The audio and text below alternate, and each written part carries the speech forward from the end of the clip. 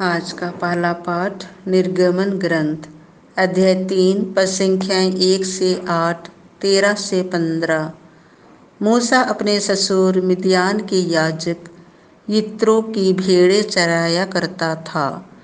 वह उन्हें बहुत दूर तक उजाड़ प्रदेश में ले जाकर ईश्वर के पर्वत होरेब के पास पहुंचा। वहां उसे झाड़ी के बीच में से निकलती हुई आग की लपट के रूप में प्रभु का दूत दिखाई दिया। उसने देखा कि झाड़ी में तो आग लगी है, किंतु वह भस्म नहीं हो रही है। मूसा ने मन में कहा कि यह अनोखी बात निकट से देखने जाऊंगा और यह पता लगाऊंगा कि झाड़ी भस्म क्यों नहीं हो रही है। निरीक्षण करने के लिए उसे निकट आते देखकर ईश्वर ने झाड़ी में से पुकार कर उससे कहा, मूसा मूसा। उसने उत्तर दिया, मैं प्रस्तुत हूँ। ईश्वर ने कहा, पास मत आओ, पैरों से जूते उतार दो, क्योंकि तुम जहाँ खड़े हो वह पवित्र भूमि है। ईश्वर ने फिर उससे कहा, मैं तुम्हारे पिता का ईश्वर हूँ, इब्राहिम, इसहाक तथा याकूब का ईश्वर। इस पर मूसा ने अपना मुख ढक लिया, कहीं ऐसा ना हो कि वह ईश्वर को देख ले। प्रभु ने कहा, मैंने मिस्र में रहने वाली अपनी प्रजा की दयनीय दशा देखी और अत्याचारियों की मुक्ति के लिए उसकी पुकार सुनी है। मैं उसका दुख अच्छी तरह जानता हूँ। मैं उसे मिस्रियों के हाथ में से छुड़ाकर और इस देश से निकालकर एक समृद्ध तथा विशाल देश ले जाऊंगा, जहाँ दूध तथा मधु की नदियाँ बहती हैं, जहाँ कनानी, हित्ती, अमोरी, पिज्जी, हिब्बी और यबूसी बसते हैं।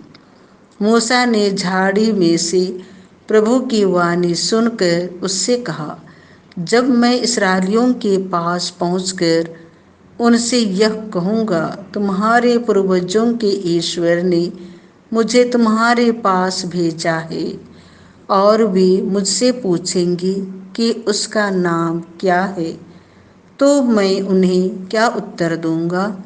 ईश्वर ने मूसा से कहा, मेरा नाम सत है। उसने फिर कहा, तुम इस्राएलियों को यह उत्तर दोगी, जिसका नाम सत है, उसी ने मुझे भेजा है। इसके बाद ईश्वर ने मूसा से कहा, तुम इस्राएलियों से यह कहोगी, प्रभु तुम्हारे पूर्वजों के ईश्वर इब्राहिम, इसहाक तथा याकूब के ईश्वर ने मुझे तुम लोगों के पास भेजा है। यह सदा के लिए मेरा नाम होगा रहेगा, और यही नाम लेकर सब पीढ़ियां मुझसे प्रार्थना करेंगी। यह प्रभु की वाणी है। आज का दूसरा पाठ कुरिन्थियों के नाम संत पौलुस का पहला पत्र अध्याय 10 पद संख्या 1 से 6, 10 से 12। भाइयों, मैं आप लोगों को याद दिलाना चाहता हूँ कि हमारे सभी बाप दादे बादल की छाया में चले सबों ने समुद्र पार किया, और इस प्रकार बादल और समुद्र का बपतिस्मा ग्रहण कर सबके सब मूसा के सहभागी बने। सबों ने एक ही आध्यात्मिक भोजन ग्रहण किया और एक ही आध्यात्मिक पेय का पान किया, क्योंकि वे एक आध्यात्मिक चट्टान का जल पीते थे जो उनके साथ साथ चलती थी, और वह चट्टान थी मसीह। फिर भी उनमें अधिकांश लोग ईश्वर के कृपा पात्र नहीं बन सके और मरुभूमि में ढेर हो गए। ये घटनाएं हमको यह शिक्षा देती है कि हमें उनके समान बुरी चीज़ों का लालच नहीं करना चाहिए। आप लोग नहीं भुनभुनाए, जैसा कि उनमें कुछ भुनभुनाए और विनाशक दूत ने उन्हें नष्ट कर दिया। यह सब दृष्टांत के रूप में उन पर बीता और हमें चेतावनी देने के लिए लिखा गया है, जो युग के अंत में विद्यमान है।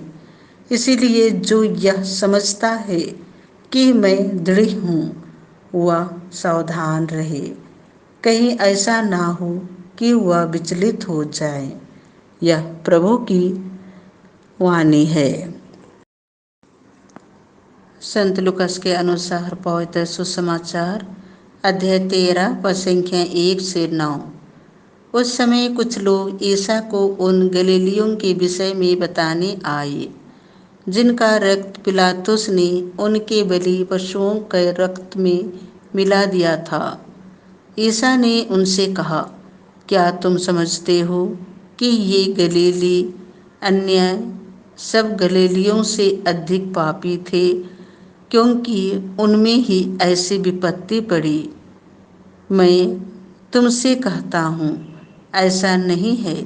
लेकिन यदि तुम पश्चाताप नहीं करोगे, तो सबके सब उसी तरह नष्ट हो जाओगे।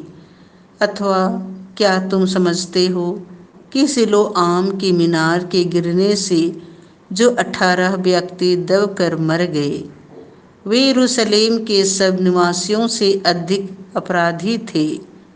मैं तुमसे कहता हूँ, ऐसा नहीं।